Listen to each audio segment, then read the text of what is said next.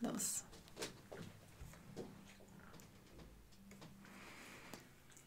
Grüezi miteinander. Hallo zusammen. Wer ist schon da? Sind ihr bereit für unser Quiz? Ich bin bereit. Wir haben 50 Fragen versprochen für Schweizerdeutsch Quiz über die Schweiz. Hallo Olivia, du hast gern Schoki. Wow. Bist du Schweizerin? Schweizer essen sehr viel Schoki. Und Schweizer produzieren noch viel mehr Schoki. Ja. Die Schoki vom Lederach oder von Lindt oder von Caillé. Ja. Es ist schön. Sind ihr da? Genau, das stimmt. Hallo Ibra. Du bist auch schon da, ja?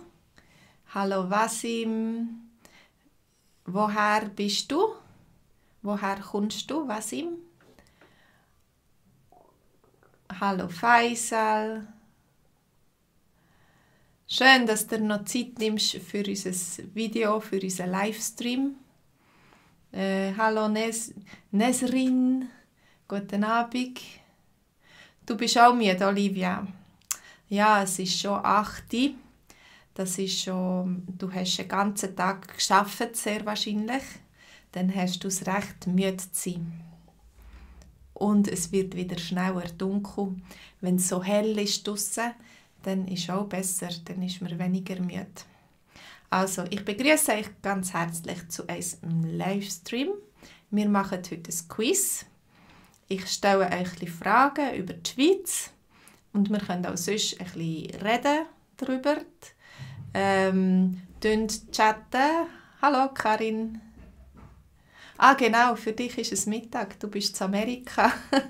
Also du bist die fitteste von allen, du musst viel schreiben. Faisal, ich bin im Kanton Freiburg aufgewachsen, aber mein Dialekt ist mehr, meine Mutter kommt aus Zürich und mein Vater aus Luzern und in der Schule bin ich auf Berndeutsch. Das habe ich vielleicht schon ein paar Mal gesagt. Also mein Dialekt ist ein kleines Gemisch. Ja. Die erste Frage. Wie viele Bundesräte hat die Schweiz? Panishir. Wasim. Wo ist Panishir? Ich müsste das später nachschauen auf Google. Olivia, gut. 7 Bundesräte hat die Schweiz. Ja, es gibt 7 Departemente. Und jeder Bundesrat ist Chef von einem Departement. Genau. Das ist, wir haben keinen Präsident, der alles allein regiert. Wir haben 7 Bundesräte. Darum ist es noch schwierig, das zu übersetzen. Bundesrat, was ist das? Ja, nicht so viel, nur 7.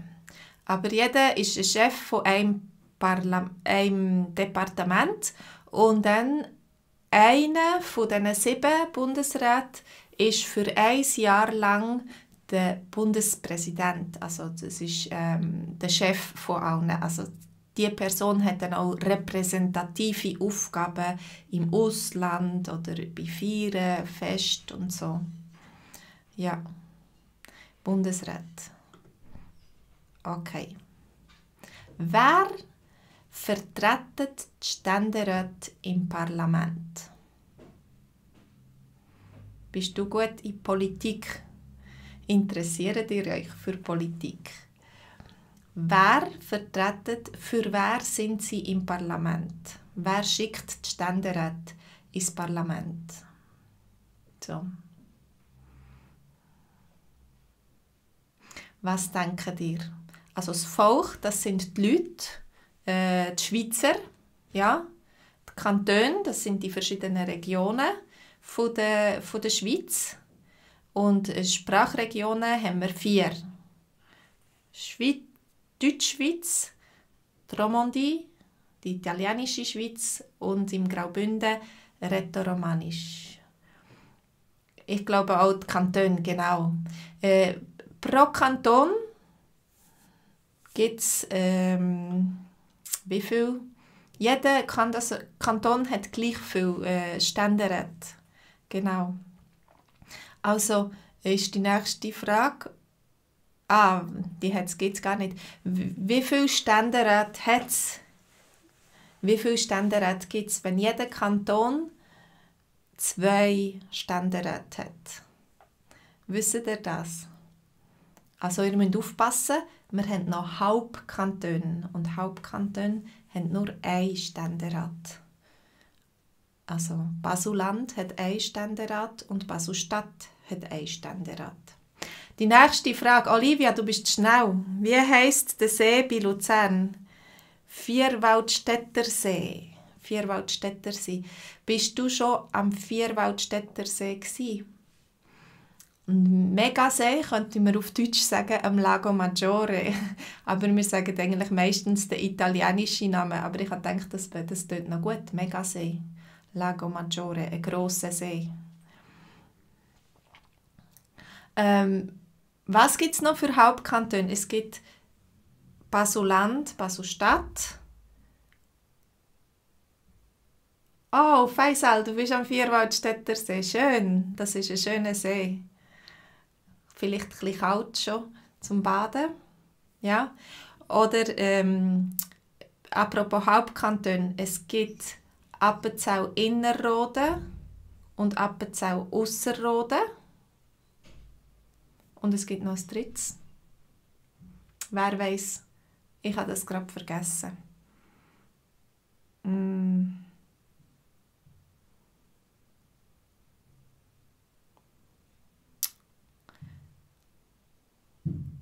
Ich mag mich gerade nicht erinnern. Aber vielleicht Obwalden, genau. Obwalden und nicht Walden.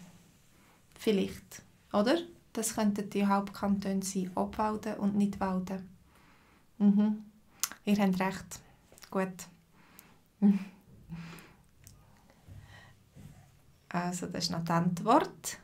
Also der Vierwaldstättersee, ganz ein schöner See, so schön verzweigt in den Bergen innen. Ja, du kannst Dampfschiff fahren auf dem Vierwaldstättersee. Du kannst vom Vierwaldstättersee auf die Rigi rauf. Ja, von Küsnacht am Rigi auf die Rigi rauf. Und dann hast du eine schöne Aussicht auf all die schönen Berge. Ja. Durch welchen grossen See fließt der Rhein? Hallo Asma. Hallo. Durch welchen grossen See fließt der Rhein? Wir haben viele Flüsse, die nach Europa gehen, in alle Himmelsrichtungen fast. Ja. Wir haben einen Fluss, der Rhein, der fließt in die Nordsee, durch Deutschland. Und durch welchen See fließt der Rhein? Durch welchen grossen See? Der Bodensee, der Thunersee oder der Genfersee? Vielleicht kennt ihr die Seen. Bodensee hat auch einen anderen Namen auf Englisch. Das ist vielleicht ein bisschen schwieriger. Wisst ihr, wie der Bodensee auf Englisch heisst? Schentmihali. Schentmihali, der Bodensee, genau. Weißt du, wie der heisst auf Englisch? Er heisst nicht Floor Lake. Nein, Faisal, der Genfersee, da fließt ein anderer, genau wie sie, das ist der Lake Constance, weil Konstanz, der Ort, liegt am Bodensee. So wie wir Genfersee sagen, auf Schweizerdeutsch, aber auf Französisch heisst es nicht Lac de Genève, eigentlich heisst es Lac Léman. Léman. Ich weiß gar nicht, was das heisst. Es ist einfach der See, der Lac Léman heisst, aber auf Schweizerdeutsch heisst der Genfersee. Und durch den Genfersee, genau, Jean, hallo, durch den Genfersee fließt welcher Fluss? Der geht nachher auf Frankreich weiter und ins Mittelmeer. ja, der Fluss. Wisst ihr, wie der Fluss heisst? Er kommt vom Wallis oben runter, geht quer durch den Genfersee und dann nachher geht er Richtung Frankreich weiter und Mittelmeer. Also, der Rhein, der fließt durch den Bodensee, durch Schaffhausen, fließt er durch Basel und dann durch Deutschland darauf. Genau.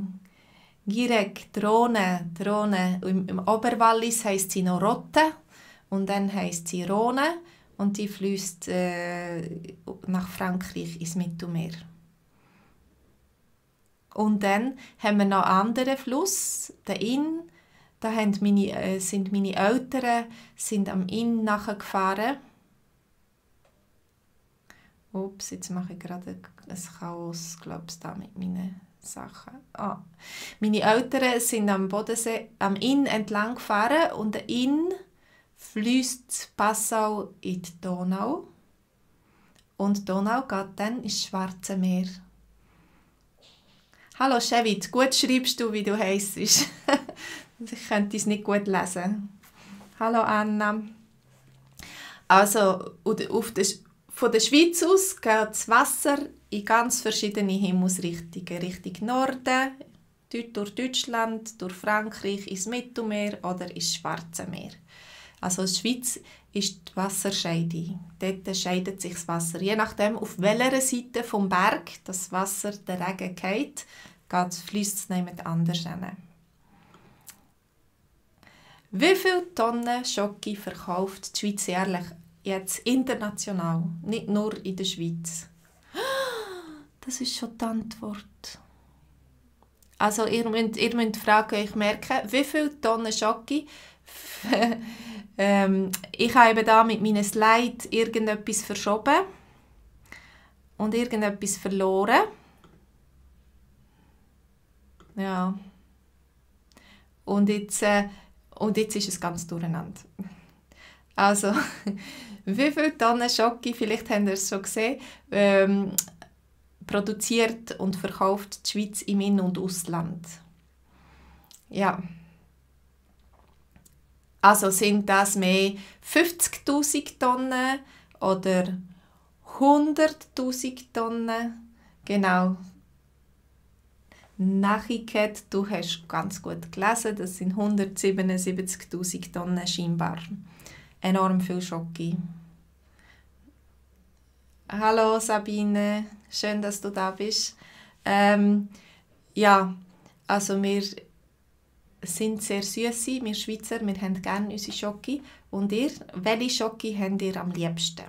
Toblerone oder vom Lederach mit Nüsse oder weisse Schoki oder schwarze Schoki mit 80% Kakao zum Beispiel. Ja. Was habt ihr gern? Oder kauft ihr nie Schoki? Das wäre noch interessant zu schauen, wie viel das wir essen, wie viel Schoki. Ist es 1 Kilo, 2 Kilo, 3 Kilo pro Kopf? Wer weiß? Also, kennt ihr den Kanton Thurgau? Nachher, du hast gerne schwarze Schoki. Schwarze Schoki ist gut. Oder zum Beispiel schwarze Schoki mit Nüssen noch. Letzte hatte ich etwas mit Salz und Karamell und so gehabt. Das ist etwas Neues für mich. Das ist auch gut. Unter welchem Namen ist der Kanton Thurgau bekannt? Thurgau ist da eben am Bodensee, vor dem Kanton St. Gallen, so zwischen Zürich und St. Gallen. Chevit, du hast gerne weisse Schoki. Weisse Schoki ist auch gut. Karin, du hast gerne Toblerone. Ich liebe Toblerone. Ja, ich bin manchmal versucht, so zwischendurch eine Toblerone zu kaufen. Und ich habe die Form der Toblerone noch gerne, das Dreieck. Das Matterhornform, so quasi. Was denkt ihr? Also, Kanton Thurgau ist vielleicht ein bisschen weniger bekannt. Alle schauen auf Zürich oder auf St. Gallen. Das sind die grösseren Städte. Dort sind die grösseren so Zentren. Aber in Thurgau gibt es viele Äpfel. Also viel Obst. Man tut Obst anbauen. Ibra, du hast gerne schwarze Schoki. Schwarze Schoki ist vielleicht die gesündeste, sagt man, oder? Äpfel, genau, Thorsten. Äpfel sind gut. Aber wie sagt man am Kanton Thurgau? Äpfelparadies oder Obstorient oder Mostindien? Asma, du denkst Äpfelparadies. Ich spanne euch jetzt noch ein bisschen auf die Folter. Ich sage noch nicht gerade die Lösung. Was denken die anderen? Ihr habt 30% Chance, dass es richtig ist. Wie sagt man am Kanton Thurgau, Äpfelparadies, so wie das man meint? Oder Obstorient? Oder Mostindien? Vielleicht Obst, das sind Früchte, so zum Beispiel Beeren ist Obst oder Zwetschgen oder so. Faisal, du bist auch für das Äpfelparadies. Die Schweiz ist sowieso ein bisschen ein Paradies. Ja. Und Most, muss ich vielleicht noch erklären, kennt ihr das Wort Most? Most ist der Äpfelsaft, den man macht. Ja, wenn man aus Äpfeln Saft macht, dann sagen wir häufig nicht, wir trinken Äpfelsaft trinken, sondern häufig sagen wir trinken Most trinken. Das ist Most. Oder Moste. Manchmal Moste heisst eben so zerquetschen, dass es Saft gibt. Ja. Oder Mosten ist manchmal auch im Zug oder im Bus, wenn es sehr viele Leute hat, dann mostet man, dann tut man so sich reinstossen, reinzwängen. Du, Silvia, hallo Silvia, schön, dass du da bist. Du meinst, das ist der Obstorient, du gehst für die zweite Version. Und Girek, du meinst, das ist Mostindien. Also jetzt haben wir alle 3 Versionen. Aber es haben nicht so viele Leute geantwortet. Mostindien. Mostindien, das wäre die Antwort. Wer auf die Idee kam, ist keine Ahnung. Wieso Mostindien? Wieso Indien? Vielleicht, ja. Das ist so, wie man den amerikanischen Eingeborenen sagt, Indianer. Aber sie wohnen eigentlich gar nicht in Indien. Ja, sehr gut. Also im Kanton Thurgau sagt man auch Mostindien. Kennt ihr den Glacier Express? Sind ihr auch schon auf dem Glacier Express gefahren? Was ist das? Oder von wo bis wo fährt der? Genau, Asma. Von wo bis wo fährt der Glacier Express? Der Glacier Express ist etwas, wo vielleicht Touristen machen. Also wenn ihr so touristisch in der Schweiz unterwegs sind. C. Wissi, du bist für C. Nachiket auch für C. Die anderen. Also von Viersch auf Eckishorn. Von Viersch kann man auf die Vierscher Alp und dann aufs Eckishorn. Und dann sieht man hinten dran, hinter dem Berg, hinter dem Eckishorn, hat man eine schöne Aussicht auf den Aletsch-Gletscher. Also ein Glacier ist ein Gletscher eigentlich, ja. Genau, aber das ist nicht der Glacier Express. Alle sind sicher für C. Von Viersch auf Eckishorn kann man rauf und man kann auf den Gletscher schauen. Vom Glacier Express siehst du vielleicht nicht direkt einen Gletscher. Ich bin gar nicht sicher, ob du dort so einen richtigen Gletscher siehst, aber auf jeden Fall habt ihr alle recht. Ihr seid sehr gut in der Schweizer Geografie und Landeskunde. Von Zermatt auf St. Moritz und vor allem, wisst ihr, wo Zermatt ist und St. Moritz? Also, Zermatt ist im Wallis, im äußersten Ecke der Schweiz, also ganz im Westen. Und St. Moritz ist gerade auf der anderen Seite. Sehr ein berühmter Ferienort, zum Kuren auch, im Osten von der Schweiz. Also, wisst ihr, wie der Kanton heisst? Man sagt auch im Bündnerland. Im Bündnerland. Und der Kanton heisst Graubünden. Ja, und zwar ist das quer durch die Alpen. Also das ist da in der Region, wo die Alpen sind. Es geht fährt der Glacier-Express und er fährt durch Tunnel und über Brücken und man hat sehr schöne Graubünden, genau. Man hat sehr schöne Aussicht, natürlich wenn das Wetter gut ist. Man hat sehr schöne Aussicht auf die Bergwelt. Und du hast auch Panoramawagen, die speziell hohe Scheiben haben, dass du gut schauen kannst, wie rausschauen. Ja. Wer war schon einmal auf dem Glacier Express gewesen? Für die natürlich, die ein GA haben, ist das super, wenn du auf den Glacier Express gehen kannst.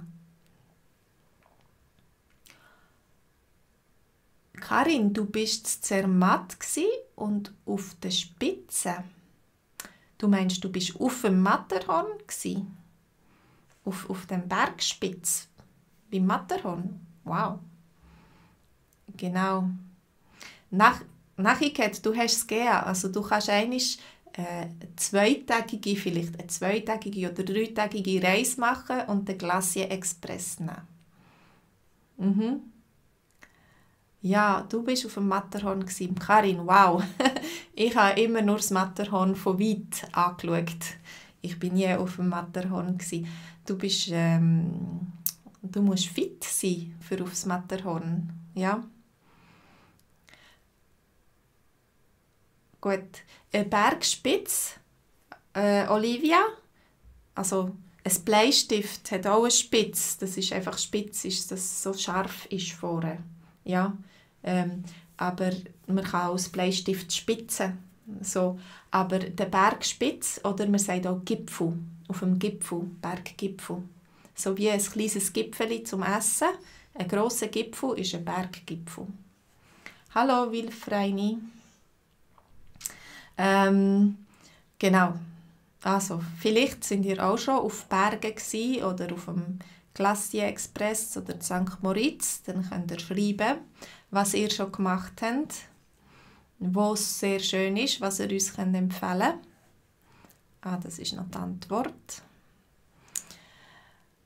Welches ist das längste Eisenbahntunnel der Welt?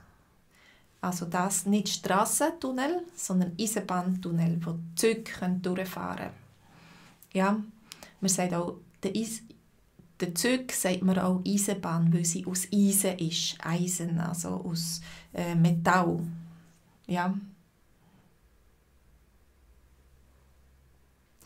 Karin, als du auf dem Matterhorn warst, bist du sehr jung und du hast Kopfweh bekommen, weil das so hoch oben ist. Hast du von der Höhe, dort ist die Luft dünner, dort ist es anders, ja, und man kann sich ein bisschen schlecht fühlen, man kann sich ein bisschen krank fühlen. Alle sind für A.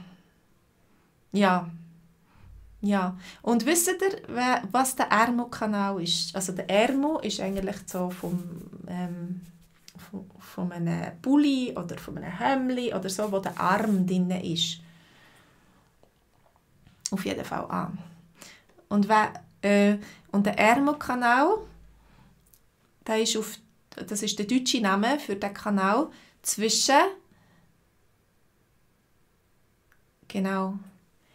Oh nein, Gotthard-Basistunnel ist viel länger als 16 km. Ich glaube, der alte Gotthardtunnel ist 16 km. Aber der alte Gotthardtunnel ist viel höher oben. Und der neue Tunnel ist eben in der Basis unten. Dann müssen die Züge nicht mehr den Berg auffahren, bevor sie durch den Gotthard gehen. Ja, das ist... wisst ihr, wie lang der ist? Also da habt ihr recht, der Gotthard-Basistunnel. Und der Ärmelkanal, der ist zwischen Frankreich und... also Calais und England, London. Ja, und ihr könnt... durchs Tunnel fahren von Frankreich auf England. Ja. Saint-Mihiel, du hast recht. 57 Kilometer ist der Gotthard-Basistunnel. Ja. Und auf Französisch, ich weiß gar nicht, wie er auf Englisch heißt, der Kanal, The Channel. Auf Französisch heißt der Canal La Manche. La Manche, das ist auch Ärmel. Das sieht ein bisschen aus, vielleicht wie ein Ärmel zwischen England und Frankreich. Ja, der längste Eisenbahntunnel der Welt. Und wir bleiben ein bisschen bei dem Thema. Ich finde es faszinierend. Wie lange ist es gegangen, bis der Gotthard-Basistunnel gebaut war? Also vom Baustart, nicht vom Planungsstart, aber vom Baustart, bis er gebaut war. 7 Jahre, 17 Jahre oder 27 Jahre? Channel Tunnel in Englisch, Sascha. Ja, das kann sein, der Channel, genau. Und auf Französisch heisst es La Manche und das kann man übersetzen auf Deutsch, das ist der Ärmel, La Manche, der Ärmelkanal. Ganz lang ist es gegangen, um den Gotthard-Basistunnel. Olivia, du sagst 17 Jahre, Soheila 17 Jahre. Faisal, du denkst noch. Oder vielleicht kannst du es googlen. Viel mal gehört. Senti Hali, du hast viel gehört. Du meinst, es ist 7 Jahre? Das ist, nein, 7 Jahre stimmt nicht. 7 und 17 tönt eben sehr ähnlich vielleicht. Ihr habt recht, ja, Soheila, 17 Jahre. Also, und zwar haben über 2000 Leute. Habe ich das jetzt die nächste Frage? Muss ich schauen, ob die Frage da ist. Nein. Also wenn wir beim Basistunnel schreiben, über 2000 Leute haben 17 Jahre lang im Schichtbetrieb, Tag und Nacht, 3 Schichten, 8 Stunden am Morgen, 8 Stunden am Nachmittag, 8 Stunden in der Nacht, haben sie den Gotthard-Basistunnel gebaut. Und es sind 9 Menschen sind gestorben. Leider, 9 Menschen haben einen Unfall gehabt, sind tödlich verunfallt. Genau. Ja. Was feiert wir in Zürich immer am 2. Wochenende vom September? Was feiert wir speziell in Zürich? Ist das Erntedankfest, wo man so quasi Danke sagt für die Ernte, für die Äpfel, für das Korn, für das Gemüse und die Früchte, alle anderen Früchte und den Weizen, den Mais, für alles, was man auf den Feldern ernten kann. Das ist Ernte, wo man Danke sagt für das. Ist das Erntedankfest? Hallo Santiago. Ist das eine Street Parade, wo sie mit grossen Lastwagen und lauter Musik durch Zürich tanzen? Oder ist es das Knabenschiessen?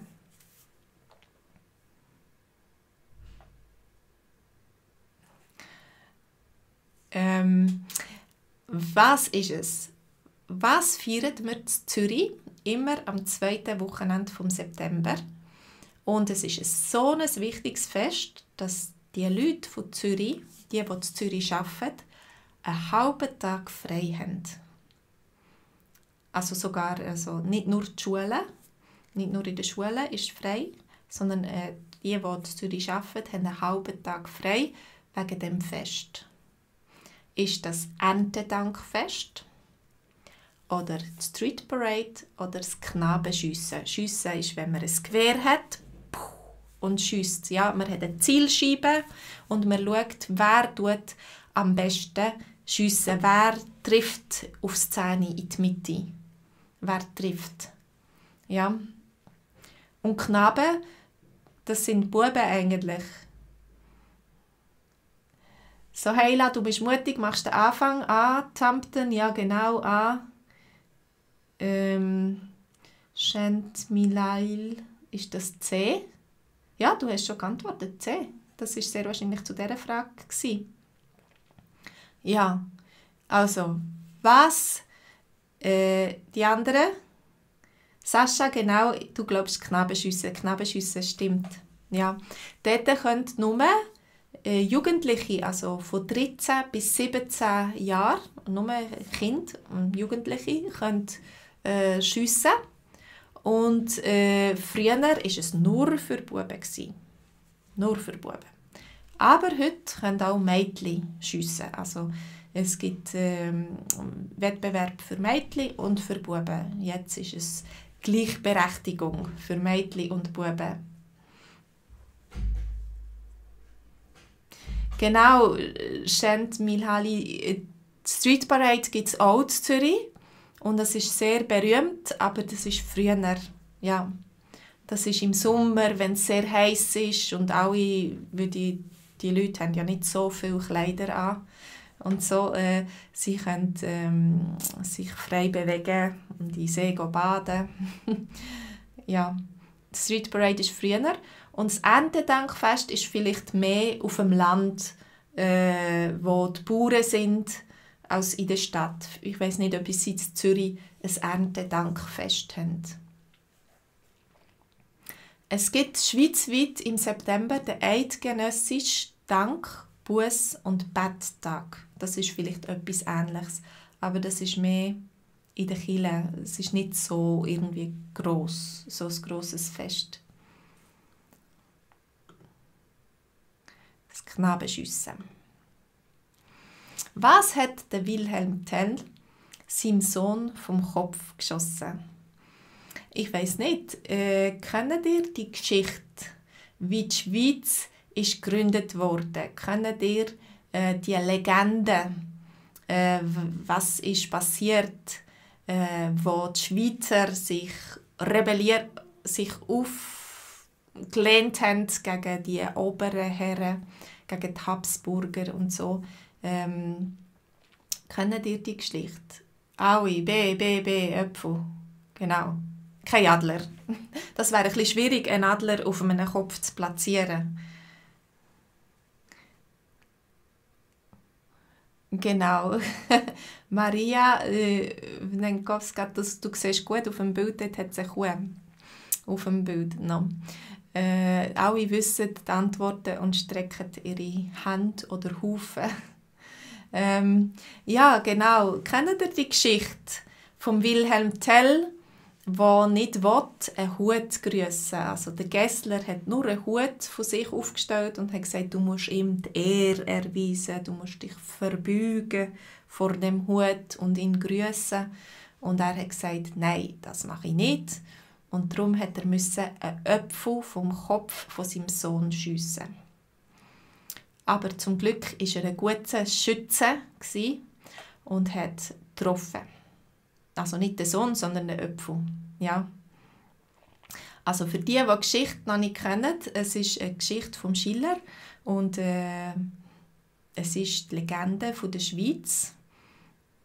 So genau weiss man nicht, wie echt das die Geschichte ist, aber früher hat man das im Geschichtsunterricht gelehrt als Geschichte.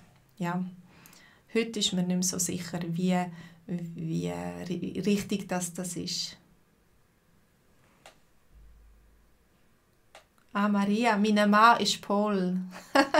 Ich kann ein bisschen Polnisch. Was hat der Wilhelm Tell? Das ist die Antwort. Wo befindet sich der grösste Flughafen der Schweiz? Wo befindet sich der grösste Flughafen der Schweiz? Also, ist das A in Zürich, in der Stadt, B in Kloten, C in Bern? Ja. Faisal in Zürich. Wissi A, auch in Zürich, der grösste Flughafen. Es ist es leben sehr viele Leute in Zürich, ja, das hat sehr viel Betrieb in Zürich. B. Sheila, B. Du hast recht. Also, der Flughafen heisst schon Zürich, aber es hat immer noch einen zweiten Namen. Und eigentlich ist der Flughafen nicht in der Stadt Zürich, sondern Zürich-Kloten. Genau, Kloten. Kloten auf Schweizerdeutsch. Also, der Flughafen ist nicht in der Stadt, er ist ein bisschen neben aussen, aber mit dem Zug, das stimmt, das ist nur 10 Minuten. Du kannst vom Flughafen direkt runter zum Zug und im Untergrund kannst einsteigen und dann fahrst du in 10 Minuten auf Zürich und du bist im Stadtzentrum. Also es ist nicht weit, aber eigentlich ist es nicht Zürich selber. Ja. Und Bern ist sehr ein kleiner Flughafen. Also dort, von Bern aus fliegen nicht viele Leute, vielleicht Bundesrat oder so. Meine Freundin hat einmal einen Flug von Bern gebucht, aber dann haben sie, ich weiss nicht, ob sie zu wenig Passagiere hatten oder so, als sie zu Bern war, haben sie ihr ein Taxi gegeben, dass sie auf Zürich kann und dann von Zürich fliegen kann. Das ist ein bisschen schief gegangen, denn dann hat sie ihren Flug verpasst. Und sie ist nicht rechtzeitig gekommen. Also, wie viele Bergbahnen gibt es insgesamt in der Schweiz? Also da auf Englisch ist übersetzt Cable Cars, aber es sind nicht nur Seilbahnen, wo man in der Luft ist, sondern zum Beispiel auch Zahnradbahnen, die auf Schienen fahren oder alle verschiedenen Arten von Bergbahnen. Wie viele Bergbahnen, was denkst du, wie viele Bergbahnen gibt es in der Schweiz? Olivia, du meinst 3500? Vielleicht. Also, braucht ihr gerne Bergbahnen brauchen oder geht ihr immer zu Fuß von unten bis rauf oder fahrt ihr mit dem Auto ein Stückchen weit rauf in die Berge? Du meinst, es gibt auf jeden Fall viele Bergbahnen in der Schweiz. Es gibt schon recht viele Bergbahnen. Aber ich möchte noch ein bisschen... Sheila, du sagst B. Oh, es hat 2 C. Also das in der Mitte, das wäre B, genau. Sheila, du meinst 2400, ja? ACC, okay. Die anderen, Wissi, du sagst... das war noch zum Flughafen. 2400, Silvia.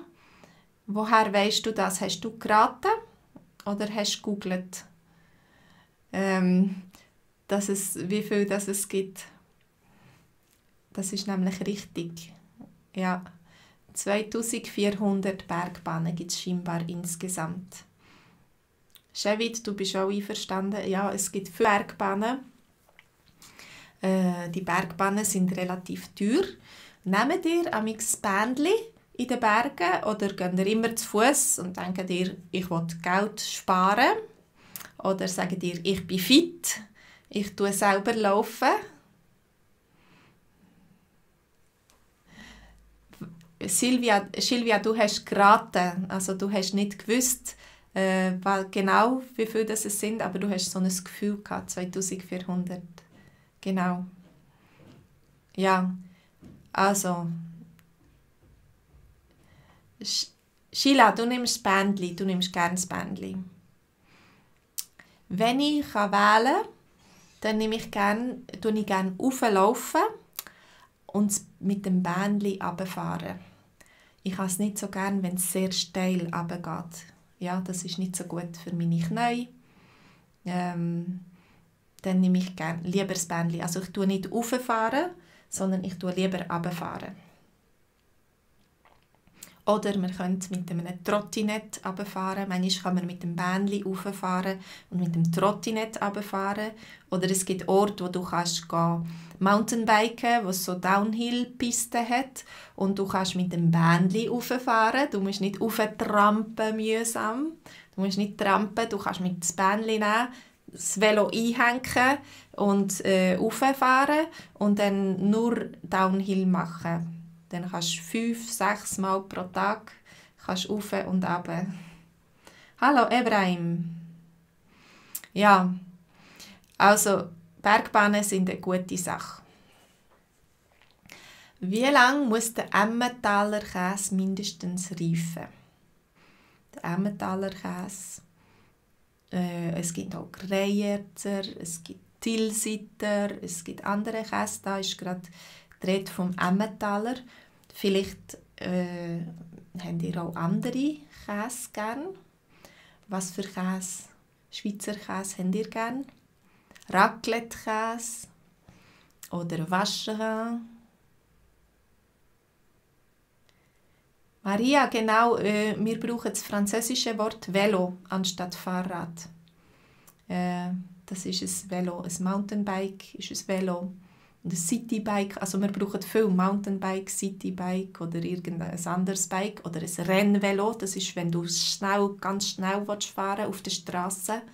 Aber mit dem Rennvelo kannst du nicht gut in die Berge. Also nicht du musst Asphalt haben. Girek, du hast den Gruyère am liebsten. Es gibt ein Gruyère-Museum, das Gruyère. Du kannst in die Stadt Gruyère gehen und dort hat es so eine Käse-Demonstration, Demonstrationskäserei oder so.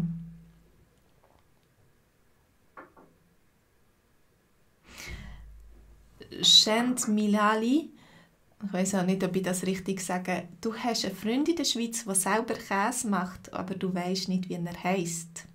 Vielleicht ist es jetzt zu spät zum Anrufen oder so. Das ist interessant. Vielleicht hat er selber einen Käse oder einen Bergkäse. Das ist gut. Ja. 4 Monate, Silvia, du meinst 4 Monate. Nachiket, du sagst 5 Monate. Was haben wir noch für Antworten? Emmentaler ist der beste Käse auf der Welt.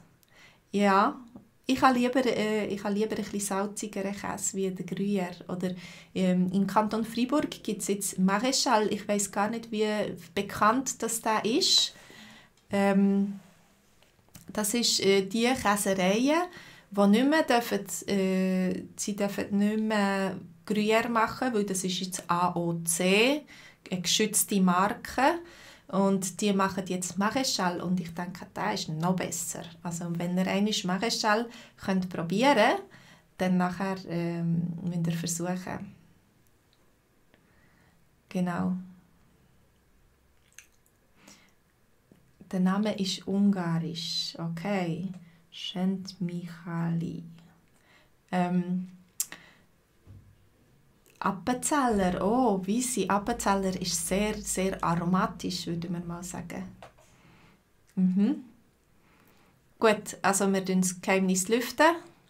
4 Monate. Silvia, du hast wieder einen Treffer gehabt. Ja, wieder ein Punkt für dich.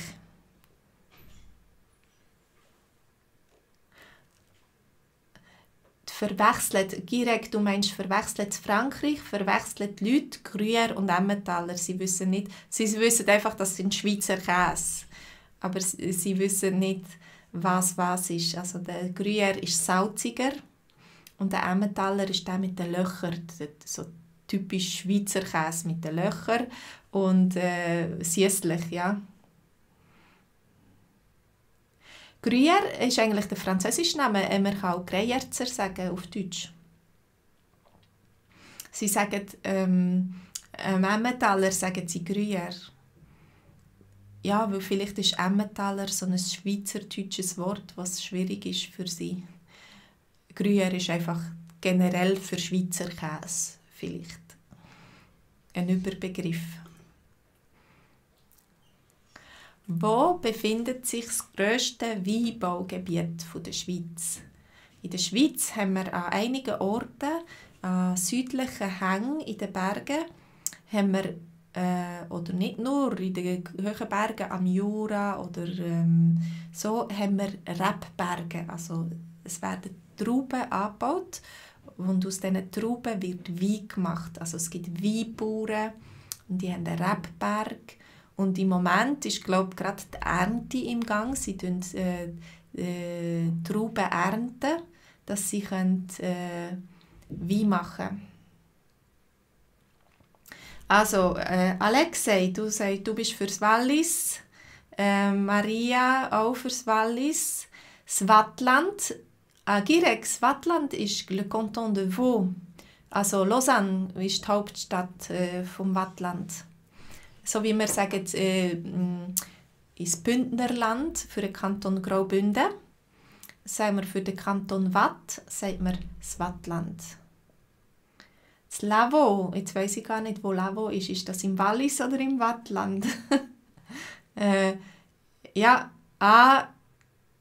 im Wattland am Genfersee hat es natürlich auch viel Weinreben, aber ich glaube, im Wallis hat es gerade ein bisschen mehr. Und in Glarus, keine Ahnung, ob es im Glarus auch hat. Mir ist Glarus, der Kanton Glarus bekannt wegen Elm.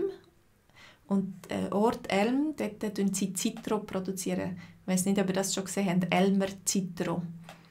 Ja, so ein kohlensäurehaltiges Getränk. Das ist im Glarner Land. Glarus, der Kanton Glarus ist, wenn du auf der Autobahn von Zürich Richtung Graubünden fährst, dann nachher gibt es eine Ausfahrt, auf dieser Strecke gibt es eine Ausfahrt Richtung Kanton Glarus. Und Glarus ist eher ein kleiner Kanton. Also Elm ist dort und die Stadt Glarus ist die Hauptstadt.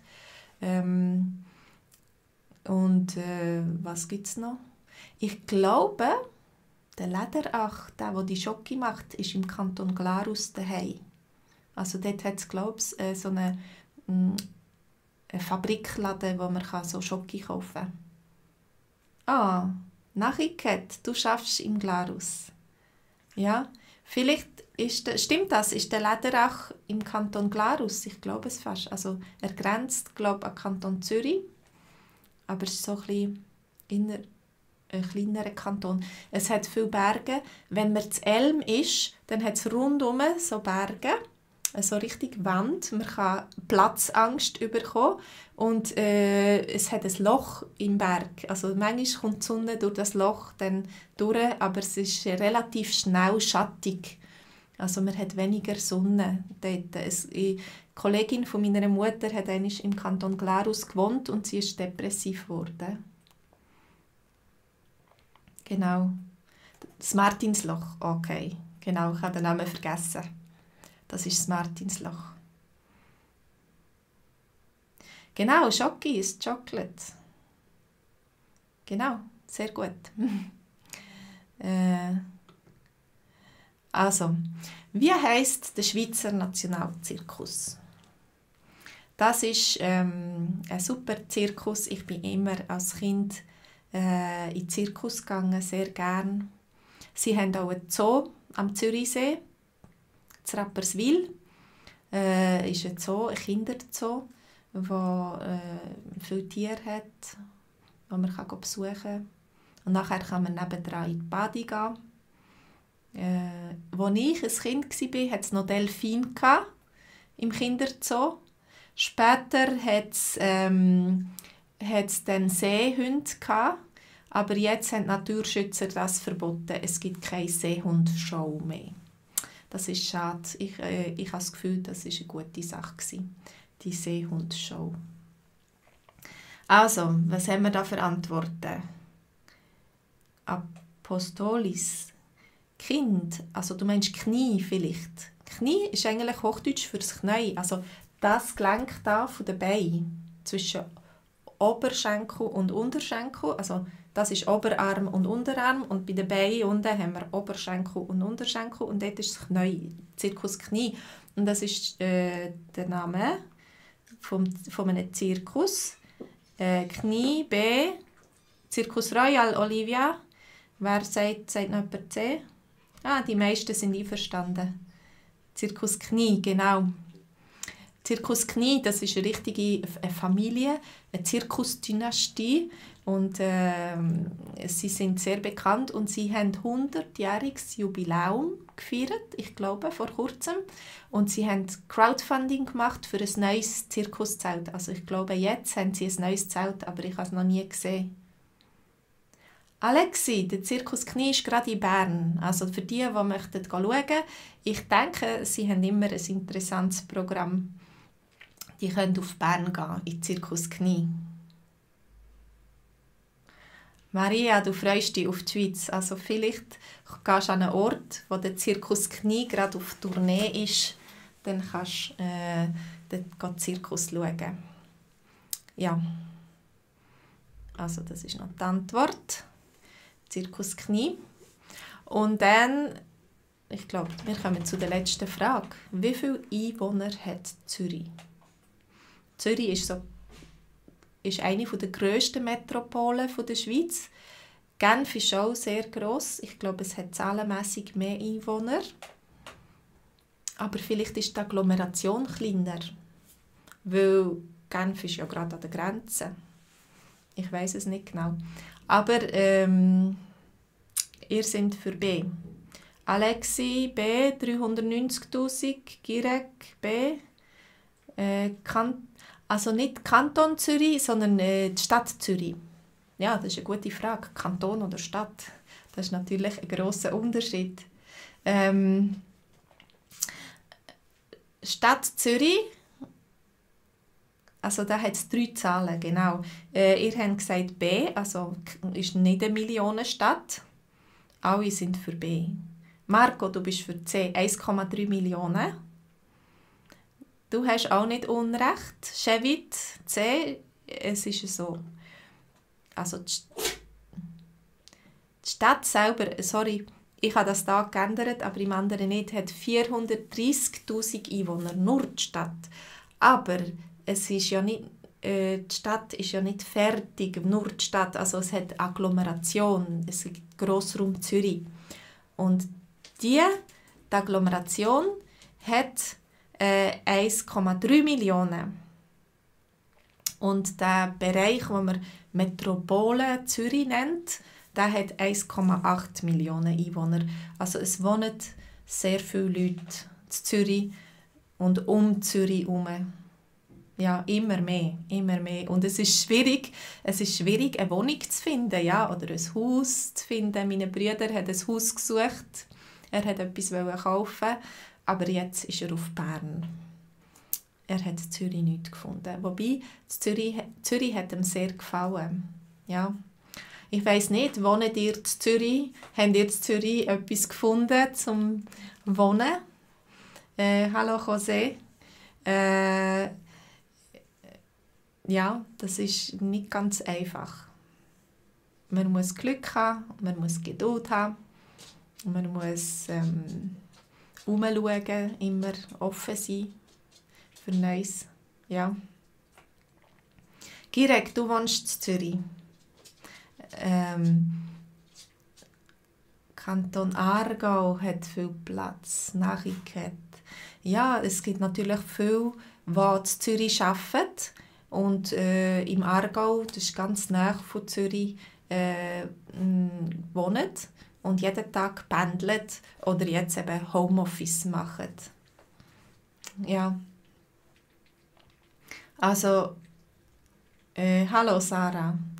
Wir sind langsam am Ende. Also die 390'000, das ist schon updated worden auf 430'000 Einwohner. Im Jahr 2020 sind so viele gewesen. Zürich ist sehr teuer, ja. Zürich ist ein teures Pflaster, wenn du eine Wohnung kaufen willst oder auch Miete zahlen, musst du viel Miete zahlen. Faisal, du bist erst einmal in Zürich gewesen. Vielleicht hast du noch Gelegenheit oder es gibt auch viele andere schöne Orte. Ich habe Familie in Zürich, von dem her bin ich mehr in Zürich gewesen. Aber das kommt auch immer darauf an. Genau.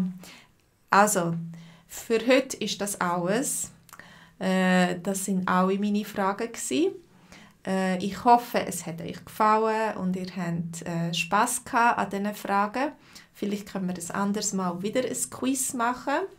Vielleicht habt ihr sogar etwas gelernt über die Schweiz.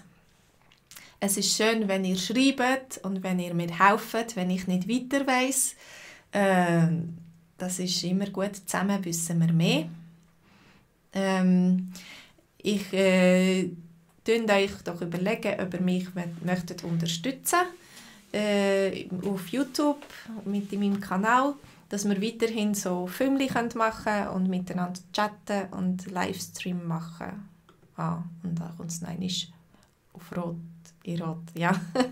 Also, ich wünsche euch ganz schönen Abend, gute Nacht, erholt euch gut. Jose, schade, bist du spät gekommen.